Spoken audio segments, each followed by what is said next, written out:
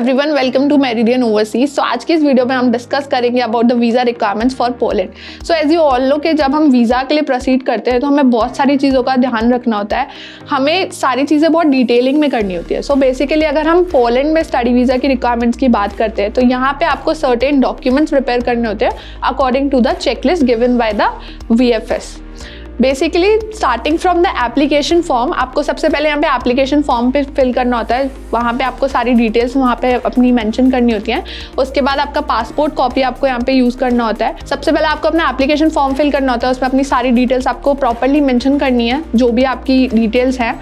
उसके बाद आपको यहाँ पे पासपोर्ट की कॉपी अपनी लगानी होती है। उसके बाद आपको कवरिंग लेटर यूज़ करना होता है, अपना CV यूज़ करना होता है। आपके कवरिंग लेटर में आपको प्रॉपरली अपने सारे पर्पस को डिफाइन करना होता है कि आप पर्टिकुलर कोर्स के लिए क्यों जाना चाहते हो, पर्टिकुलर कंट्री को आपने क्यों सेलेक्ट किया है, एंड आपकी फ्यूचर करियर प्रोस्पेक्ट्स क्या हैं, वो सारी चीज़ें आपको उस कवरिंग लेटर में मेंशन करनी होती है। उसके बाद आपको एडमिशन लेटर की रिक्वायरमेंट होती है यहाँ पे। सो आपको अकोमोडेशन का प्रूफ दिखाना है। अगर आपने यूनिवर्सिटी हॉस्टल लिया है तो आपको उसका प्रूफ दिखाना है, या फिर अगर आपने कोई प्रॉपर्टी को लीज पे लिया तो आपको अपना लीज अग्रीमेंट दिखाना है।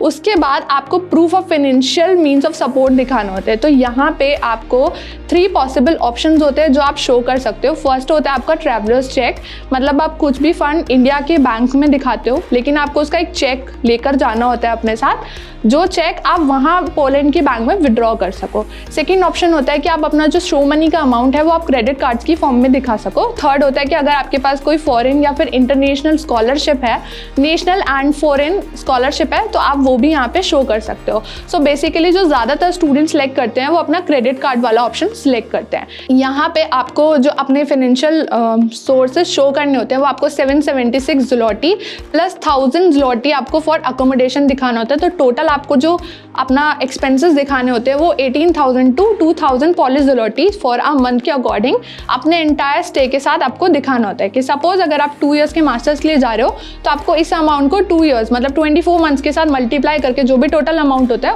उसको आपको यहाँ पे अपने क्रेडिट कार्ड में शो करना होता है। सो अगर आपको प्रोसेस से रिलेटेड कोई भी डाउट है या कोई भी क्वेरी है तो आप हमसे कनेक्ट कर सकते हैं on our mail ID application 02@meridian.org, या फिर आप हमसे टोल फ्री पे भी कनेक्ट कर सकते हैं। ऑल्सो आप हमारी कोई भी ब्रांच को विजिट कर सकते हैं for free counselling. Thank you for watching the video, like the video, subscribe the channel and don't forget to press the bell icon for further updates. Thank you.